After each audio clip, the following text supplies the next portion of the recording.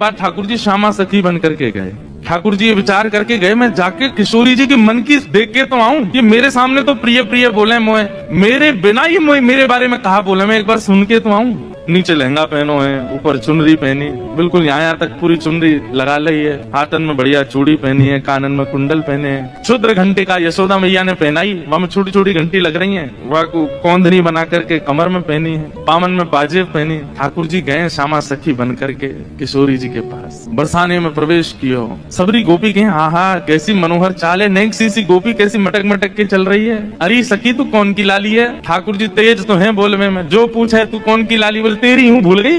अरे बड़ी चपड़ चपड़ बोला है। पहुंच गए ठाकुर जी बरसाने में द्वार पर जाकर के सखीन से बोले मुझको भीतर जान दो। सखी बोली कौन हो तुम? बोली मैं श्यामा सखी हूँ। कहाँ ते आई हो? बोले पास के गांव नंदगाम ते आई हूँ, और मुझ किशोरी जी ते बहुत जरूरी बात करनी है, मुझको मिलवाओ। सखी ने बोली बोले भानु बाबा के पास जाओ, शिकायत आदि करनी है, कोई न्याय चाहिए तो वहां जाओ, ये किशोरी जी के पास आवे के लिए नहीं है। नहीं हम तो किशोरी जी से ही बात करेंगे, ऐसी बात है कि मैं वृषभानु जी से ना कह सकती। सखी ने जाकर के भीतर किशोरी जी से कही हे लाडली जो, बाहर एक गोपी ठाड़ी है और यूं कह रही है कि वाकू आपसे ही बात करनी है और आपसे बात करके कछु न्याय करानो है। किशोरी जी बोली अच्छा बुलाओ भीतर। द्वार खुले, ठाकुर जी बढ़िया चुनरी पहन करके, ये गजगामिनी सी चाल, एक तो चाल ही ठाकुर जी की टेढ़ी मेढ़ी, ऊपर से सखी बन करके और ज्यादा बनावटी चल रहे हैं, तो इतने प्यारे लग रहे हैं। किशोरी जी सिंहासन पर विराज रही हैं और श्याम सुंदर भीतर आ रहे हैं। जैसे ही द्वार से भीतर आनो भयो, किशोरी जी तो कहें अरे सखी या की चाल तो देख कितनी बढ़िया है। ललिता विशाखा बोली हाँ चाल तो बढ़िया है। अरे देखियो या की कमर कैसी सुंदर लग रही है।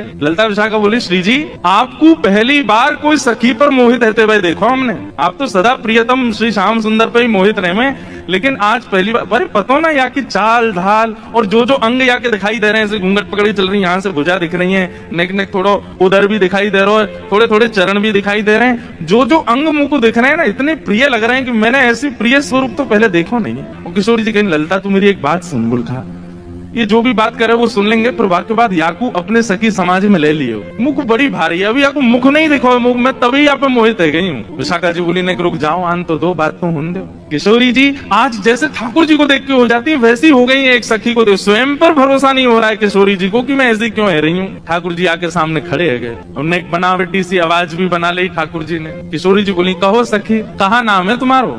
अजी मेरो नाम तो श्यामा सखी है। स्वर सुनते ही किशोरी जी के नेत्र बंद है गए। ललिता जी को हाथ पकड़ के कहें मुझको कहा हेरो है, या की चाल या के रूप रंग सब देख करके तुम या के स्वर में भी कछु आकर्षण है। ललिता जी बोली श्यामाजू ऐसे ना करो करें, अरे वो सखी है वापे आप मोहित का ही को बोले ना पता ना या मैं तुम्हें ना लग रहा आकर्षण, बोलना हमें तो ना लग रहा। किशोरी जी कह रही है अरे मैं अपने आपे तो बाहर जा रही हूँ, ये सखी कैसी है, या की स्वर कितने सुंदर। ठाकुर जी खड़े खड़े बोले अरे श्यामाजू मुंह को इतनी देर है गई खड़े खड़े, आप मेरो न्याय करोगी कि नहीं करोगी? किशोर जी बोले अरे मैं तो ऐसे बहल गई, बताओ क्या बात है? बोले मैं आपसे आज न्याय की याचना कर भी आई हूँ।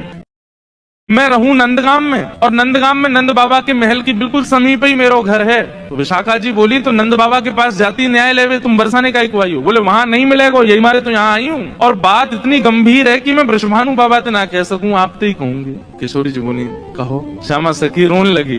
ठाकुर जी रोने लगे, आंसू ने पहुंचने लगे। अरे मैं कहाँ बताऊं, कैसे मोहते कहूँ, मुझ को तो लज्जा आ रही है बतावे में।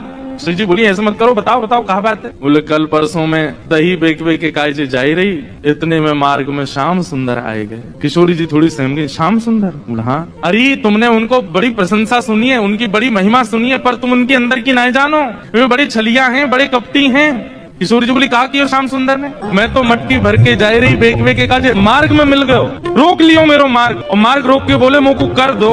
कर माने टैक्स दो, जैसे टोल गेट लगे रहते हैं ऐसे ठाकुर जी ने जगह जगह ब्रज में नाकाबंदी लगा रखी है अपनी जबरदस्ती की, और जैसे इनको पता चले कि कोई सखी मथुरा को जा रही है तो वही मार्ग पर चले जाएं और जाए करके सब सखान के संग बैठ जाएं और आवे वाली सखीन से कहें हमें कर दे के जाओ, ये मार्ग हमारे परदादा ने बनवायो है, ये मार्ग हतो ना हो, हमारे दादा परदादा ने ये मार्ग बनवायो, ये हमारे यहाँ मार्ग को कर लेने को अधिकार हमारो, कर दो। गोपी के कहा कर चाहिए बोले मटकी सर नीचे धर दो, हमारो जितनो मन होगो हम ले लेंगे, बची कुछ तुम मथुरा ले जाएंगे, ये करे।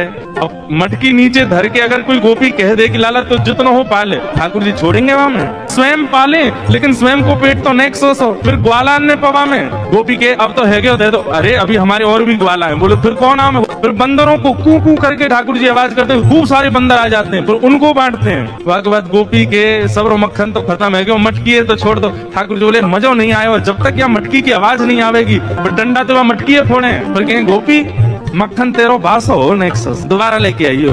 ऐसो करे तुम्हारो ये कन्हैया, फोन कर देगो या को, अरे राजी राजी नेक कर ले तो बात ठीक भी है, ये तो मटकिन ने फोड़ दे, सबन ने खवाए दे, लेकिन मेरे संग तो बहुत बुरो कियो। किशोर जी बोले कहा कियो? बोले मेरो घूंघट उठा लियो, मेरी चुनरी खींच ली, मेरे हाथ में रोट दियो, और अच्छा इतना ही कियो और तो कछु ना कियो। अरे कहाँ बताऊं और कहा कियो? बोले और कहा कियो?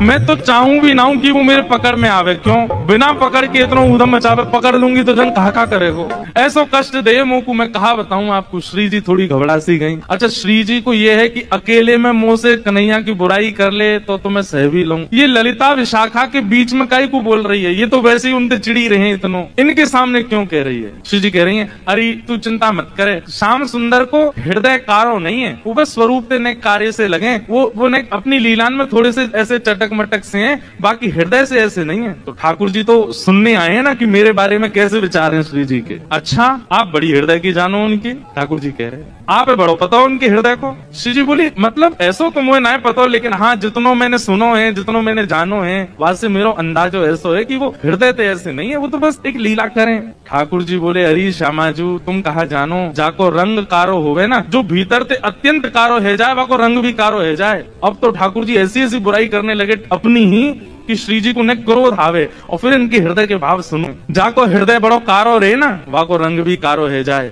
श्याम सुंदर केवल लीला नहीं करे, ये हृदय ही ऐसे हैं। मुझे तो ऐसा लगे जैसे जैसे आपने भौरा देखो है ना श्री जी, वो एक पुष्प पे बैठे है वाको रस ले, फिर दूसरे पुष्प पे चलो जाए वाको रस ले, और देखो भौरो भी कारो रे और एक कन्हैया भी कारो, जो एक को कभी नहीं रह सके, ये तो सबको है, कमर भी टेढ़ी, चाल भी टेढ़ी, मुख भी टेढ़ी, और मुझे तो ऐसा लगे यशोदा मैया गोरी, नंद बाबा गोरे जी, इनको छोरा ना है जी कहीं औरतें आयो है। ठाकुर जी बड़ी बड़ी बुराई करने लगे अपनी ही किशोरी जी के सामने। थोड़ी देर तो किशोरी जी सुनती रही, और थोड़ी देर बाद किशोरी जी को क्रोध आया, बोले ए श्यामा सखी बहुत देर रह गई तो बोलते बोलते, अब एक नहीं सुनूंगी तो तेरी कितने मक्खन चुरा लिए, कितनी मटकी फोड़ दी तेरी, अरे ललता लेके आ भीतर तो याकू दे दे, यहाँ आ गई है रोवे के काजे, श्याम सुंदर की बुराई कर रही है, यहाँ पे खड़े है के तू कहाँ जाने वो कौन है? अरे पूरा ब्रह्मांड उनकी भ्रगुटी पर नृत्य करे, वो अगर अपनी भौं उठा दें तो नूतन प्रलय है जाएगा। अरे तुम ब्रजवासी के प्रेम के काजे बेचारे यहाँ आए गए हैं, तुम तो नेक लीला कहा कर ली, शिकायत करवे आ गई वहां पे, और तू बड़ी श्याम वरण श्याम वरण श्याम वरण पे बहुत बोल रही कि जो हृदय को कारो वही स्वरूप ते कारो होवे। तू जाने कहा है वास्तव में तोए देखें लोग, मोए देखें लोग, और कोई भी दृष्टा बने या हमारे अपना स्वरूप छुपाई करके आए वे, यदि अपने वास्तविक रूप में प्रकट है जाए तो कोटि कोटि कंदर्प लुटावे लग जाएंगे, तो भी उनके रूप की उपमा नहीं कही जा सके। उनकी बुराई कर रही है मेरे सामने खड़े है, वो टेढ़े से रहे में, वो ऐसे रहे में, वैसे तू जाने कहा है उनके बारे में? अरे